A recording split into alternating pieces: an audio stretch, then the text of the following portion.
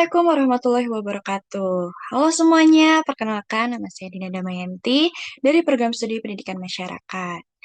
Dalam video ini, saya akan menjelaskan tentang cara menyusun latar belakang penelitian yang sesuai dengan pendekatan kuantitatif pada mata kuliah aplikasi statistika yang diampu oleh Bapak Dr. Eko Sulistiono MPD. Semoga video ini bermanfaat dan membantu teman-teman memahami bagaimana cara membuat latar belakang penelitian yang baik dan terukur. Apa sih latar belakang itu? Jadi, latar belakang itu adalah tulisan yang menggambarkan masalah penelitian secara deduktif dari umum ke khusus menggunakan data terukur dan pola seperti piramida terbalik. Nah, contohnya itu ada di sini ya, teman-teman. Nih, latar belakang penelitian kuantitatif deduktif itu yang pertama itu ada fenomena umum dulu. Jadi, kita menjelaskan fenomena umumnya dulu di secara nasional atau global. Lalu, yang kedua itu ada fenomena spesifik atau lokal. Contohnya itu dari nasional dulu. Nasional itu misalkan di Indonesia. Terus mengerucut lagi ke provinsi seperti itu. Lalu yang ketiga itu ada kesenjangan antara harapan dan kenyataan. Lalu ada teori dan penelitian terdahulu. Lalu yang terakhir ada fokus dan tujuan penelitian. Nah, dalam penelitian kuantitatif, penulisan latar belakang harus bersifat objektif, terukur, dan berdasarkan data atau angka yang dapat diolah secara statistik, bukan hanya berdasarkan pendapat pribadi. Jadi, di latar belakang itu kita harus memperkuat dari mulai akar masalah, terus permasalahannya apa, gap permasalahannya apa, sama penelitian terdahulunya kayak gimana. Kayak gitu ya, teman-teman. Selanjutnya itu adalah menyusun latar belakang kuantitatif. Nah, untuk menyusun latar belakang penelitian kuantitatif, kita bisa mengikuti 4 langkah utama seperti berikut. Yang pertama itu ada identifikasi fenomena atau masalah. Nah, dari sini mulailah dengan menjelaskan kondisi nyata di lapangan yang relevan dengan topik penelitian. Lalu, yang kedua ada kesenjangan antara harapan dan kenyataan. Maksudnya apa sih? Nah, di sini itu dijelaskan bahwa ada perbedaan antara kondisi ideal dengan fakta yang terjadi. Lalu yang ketiga itu ada sertakan data pendukung atau hasil penelitian terdahulu. Nah, di sini itu menggunakan sumber terpercaya seperti data BPS, laporan lembaga, atau hasil penelitian sebelumnya. Jadi, di sini itu kita harus memperkuat argumen dengan menggunakan sumber-sumber yang sudah pernah diteliti sebelumnya, seperti itu. Lalu yang terakhir itu ada arahkan fokus ke penelitian.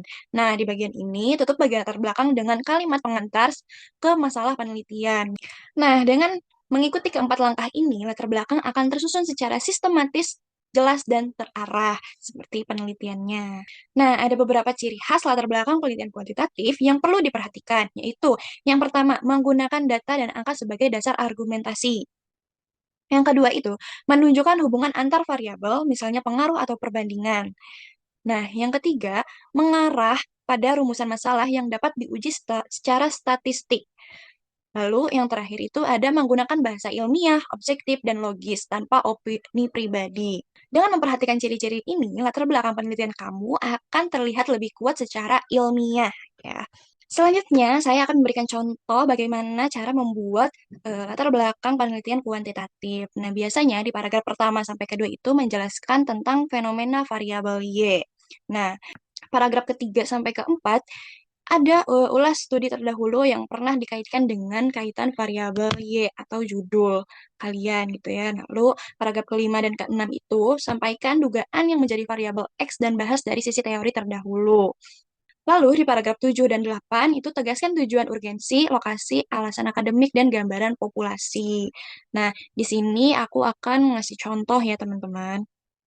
Nih, yang tadi ya, latar belakang penelitian kuantitatif deduktif itu, yang pertama itu harus ada fenomena umumnya atau menjelaskan permasalahan secara nasional atau global gitu. Lalu yang selanjutnya itu fenomena spesifik yang mana lebih mengerucut lagi ke lokal atau daerah. Lalu kesenjangan antara harapan dan kenyataan.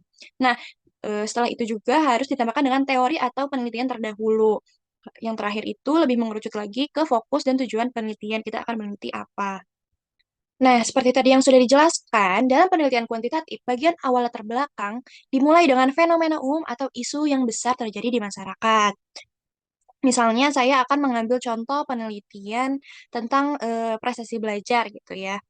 Pada bagian ini, kita menjelaskan dulu tentang fenomena prestasi belajar secara umum.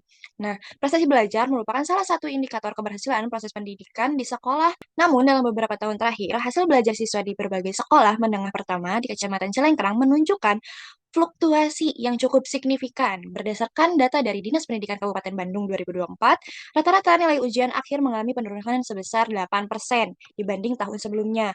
Nah, kondisi ini menunjukkan adanya persoalan dalam faktor-faktor yang mempengaruhi prestasi belajar siswa. Nah, di kalimat seperti ini menunjukkan bahwa kita punya fakta dan data awal yang bisa diuji lebih lanjut. Nah, ini ya mengalami penurunan selama 8%.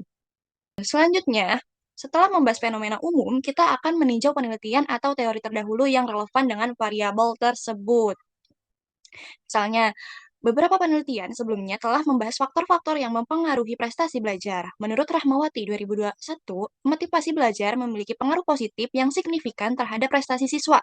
Selain itu, penelitian oleh Nugroho 2022 menunjukkan bahwa dukungan orang tua juga berperan penting dalam meningkatkan hasil belajar, terutama dalam konteks pembelajaran daring. Meskipun demikian, masih terdapat hasil penelitian yang berbeda-beda tergantung pada konteks wilayah dan karakteristik siswa. Nah, dengan mencantumkan penelitian terdahulu ini, kita bisa menunjukkan bahwa penelitian kita memiliki dasar ilmiah dan bukan sekadar asumsi pribadi. Jadi ini itu untuk memperkuat penelitian kalian di selanjutnya. Setelah itu, kita masuk ke arah yang lebih spesifik lagi, yaitu dugaan hubungan antar variabel dan kesenjangan penelitian. Contohnya itu, di paragraf ketiga ini, melihat fenomena tersebut, peneliti menduga bahwa rendahnya prestasi belajar siswa salah satunya disebabkan oleh kurangnya motivasi belajar. Nah, itu bisa disebut dengan variabel X1. Dan rendahnya dukungan orang tua itu bisa menjadi variabel X2. Berdasarkan teori motivasi belajar dari MC Selen 1961, individu yang memiliki motivasi berprestasi tinggi akan cenderung mencapai hasil belajar yang lebih baik. Sementara itu, teori dukungan sosial dari Sarason 1985 menyebutkan bahwa dukungan keluarga, khususnya orang tua, memberikan rasa aman dan semangat bagi anak dalam proses belajar. Oleh karena itu, kedua faktor ini diduga hubungan kuat dengan prestasi belajar siswa. Di bagian ini juga penting untuk memperkuat alur deduktif bahwa teori dan fakta muncul logika ilmiah untuk diteliti lebih lanjut. Nah, ini ya untuk teori-teori dan faktanya yang sudah dijelaskan oleh beberapa para ahli sebelumnya. Seperti itu. Nah, di bagian akhir, kita menuliskan tujuan penelitian dan alasan akademik mengapa penelitian ini penting dilakukan. Seperti, penelitian ini bertujuan untuk mengetahui pengaruh motivasi belajar dan dukungan orang tua terhadap prestasi belajar siswa SMP di Kecamatan Celengkrang, Kabupaten Bandung. Urgensi penelitian ini terletak pada upaya menemukan faktor dominan yang dapat digunakan sekolah dan orang tua dalam meningkatkan hasil belajar siswa. Kecamatan Celengkrang dipilih karena wilayah ini memiliki karakteristik sosial dan pendidikan yang beragam, serta dapat kecenderungan penurunan nilai akademik selama 2 tahun terakhir. Populasi dalam penelitian ini adalah seluruh siswa SMP di Kecamatan Celengkrang tahun ajaran 2024-2025. Jadi, bisa kita simpulkan bahwa penyusunan latar belakang penelitian kuantitatif dengan model deduktif dilakukan secara sistematis dari umum ke khusus, mulai dari fenomena luas, penelitian terdahulu, teori yang relevan, hingga rumusan tujuan penelitian. Dengan mengikuti piramida terbalik, peneliti dapat membangun latar belakang yang logis, ilmiah, dan terukur.